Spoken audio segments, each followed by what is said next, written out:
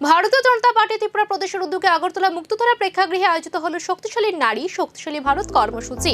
অনুষ্ঠানে উপস্থিত ছিলেন মুখ্যমন্ত্রী ডক্টর মানিক সাহা, বিজেপি রাজ্য সভাপতি রাজীব ভট্টাচার্য, বিধানসভার মুখ্য সচেতন কল্যাণী রায় এবং মহিলা মোর্চার সভানেত্রী মিমি মজুমদার সহ অন্যান্য নেতৃত্বরা।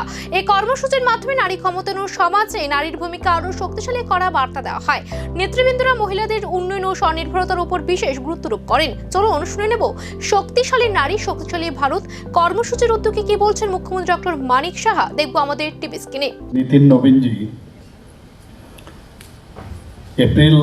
7 এপ্রিল 2026 সমস্ত স্টেট লিডার্স থেকে শুরু করে আমাদের সমস্ত রাজ্যের চিফ মিনিস্টার্স এবং ন্যাশনাল যারা লিডার আছেন সবাইকে নিয়ে একটা ভার্চুয়াল বৈঠক করেছিলেন এবং সেই ভার্চুয়াল বৈঠকে এই যে প্রোগ্রাম সম্পর্কে রেখা আমাদের সামনে তুলে ধরেছেন যে বিভিন্ন এর মধ্যে একটা বলা হয়েছে যে আগামী সম্ভব 17 তারিখ, আজকে তো এখানে হল সভা, এই ধরুন টাউন হল 16 তারিখ একটা প্রোগ্রাম আছে, প্রসেশন হবে, র্যালি হবে, একটা র্যালি না পদযাত্রা, তো এরকম অনেক প্রোগ্রাম উনি বলেছেন এবং সেইভাবে আজকে কিন্তু এখানে শুরু হচ্ছে।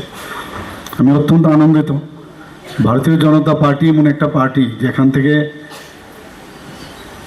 মানে আয়েস করার সময় নেই, পরিশ্রম করতে করতে আমরা বললাম আচ্ছা এইবার তো এই প্রোগ্রামটার পর একটু